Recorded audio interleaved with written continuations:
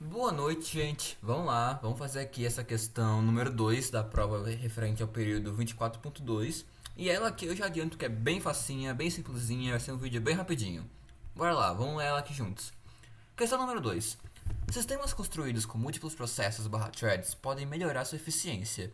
Já eram úteis mesmo em uma época em que as máquinas tinham somente um processador. Explique como esses sistemas eram capazes de melhorar o desempenho/eficiência em comparação ao cenário em que o sistema tem um único fluxo de processamento. Vamos lá, vou até aumentar aqui a minha câmera porque a gente não vai mais precisar do Google Docs. O que acontece? Primeira coisa, quando a gente trabalha com múltiplos processadores, é bem nítido, é bem óbvio como que é possível que o sistema ganhe desempenho e performance. Porque, pô, se eu vou poder distribuir processos e threads em vários processadores diferentes, eu vou estar paralelizando o meu trabalho. Então, ou eu vou acelerar uma tarefa, ou eu vou concluir mais tarefas em menos tempo.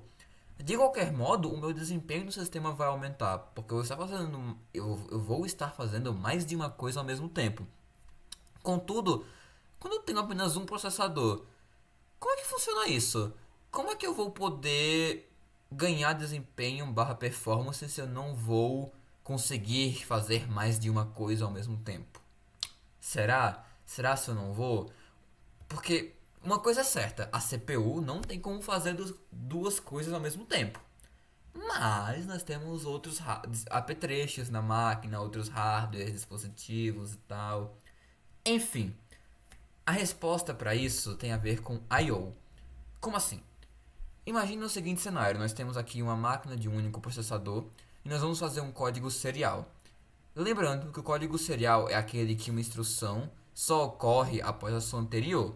Então, enquanto essa anterior não concluir, a próxima não executa. Então, tem que haver uma espera para que ela termine. Bem, dito isso, imagine o seguinte cenário: eu vou dar aqui um open num arquivo. Bem, essa instrução do open, ela na prática, beleza, ela vai envolver o SO, não sei o que, papapá, mas de modo simplificado você vai fazer uma requisição ao seu hardware do disco ou SSD para poder solicitar por aquele arquivo. Só que é bom ressaltar que um SSD, um HD é muito mais lento, ordens de magnitude mais lento do que a CPU. Uma CPU, e aí ó, de cabeça, não confiem aqui, é de memória. Se eu não me engano, a CPU ela executa na ordem do 10 a menos 12 segundos, que são os picosegundos. A memória principal ela é acessada na ordem do 10 a menos 9, que são os nanosegundos. O SSD é na ordem dos microsegundos, que é 10 a menos 6. E o HD é na ordem dos milissegundos, que é no 10 a menos 3. Obviamente, isso aqui tudo de uma forma muito grosseira, muito resumida, muito simplificada. Enfim, o que acontece? Você imagina que um milissegundo, o 10 a menos 3, ele é 10 a menos 9, ele tá a um seguido de 9 zeros, isso é 1 bilhão de vezes. Ele é 1 bilhão de vezes mais lento do que um picosegundo.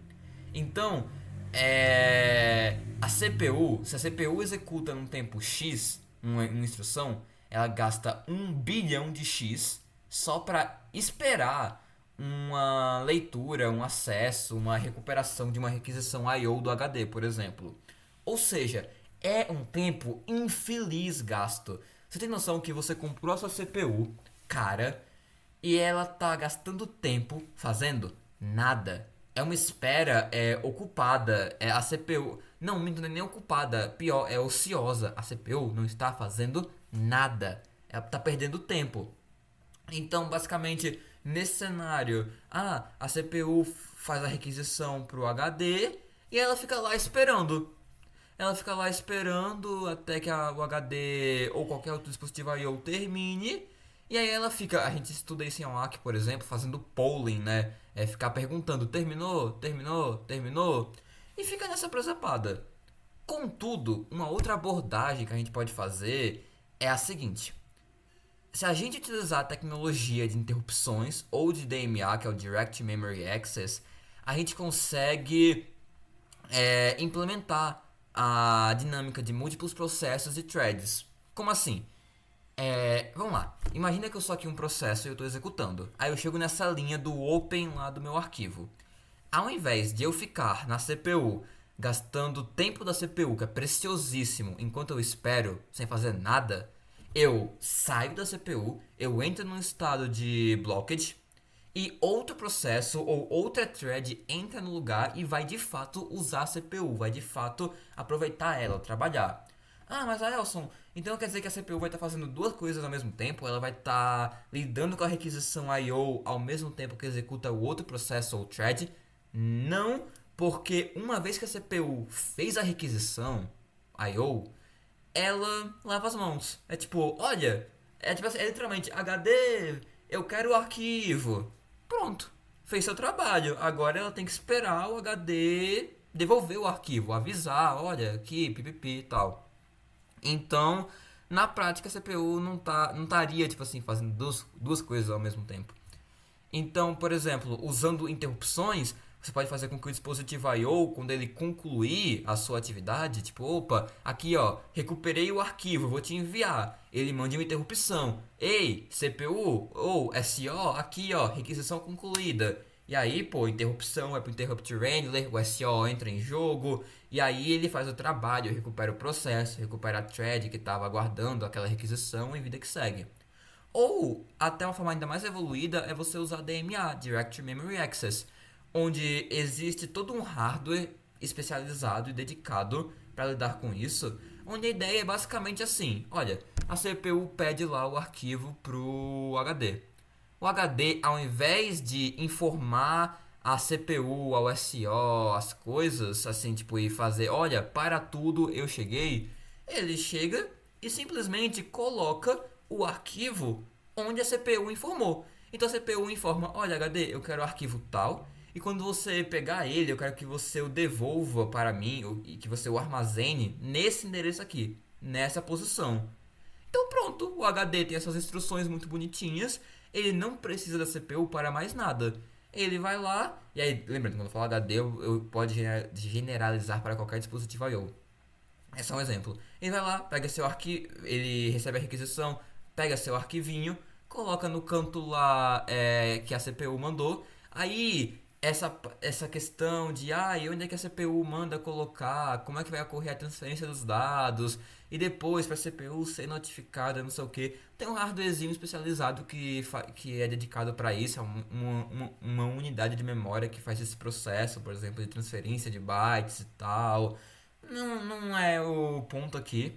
Enfim, usando isso, você consegue fazer com que, tipo assim, o processo tá lá blocked, e aí, esperando a requisição concluir, quando ela conclui, que aí usando o DMA ele guarda o arquivo, a requisição, o resultado da requisição concluído em algum canto, pronto, aquele processo, aquela thread deixa de estar blocked, vira ready e bola pra frente, vida que segue e assim vai.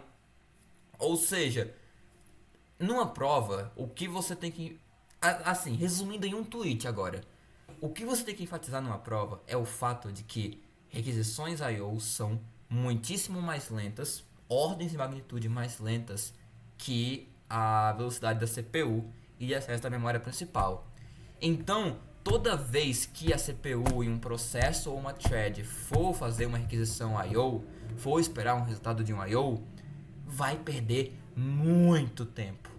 Então, se você conseguir fazer com que a CPU execute outra coisa, outra thread, outro processo, outro código, nesse meio tempo em que ela estaria esperando sem fazer nada, você vai estar aumentando em muito a performance e o desempenho do seu sistema. E é isso, galera. Espero que vocês tenham gostado. Boa noite.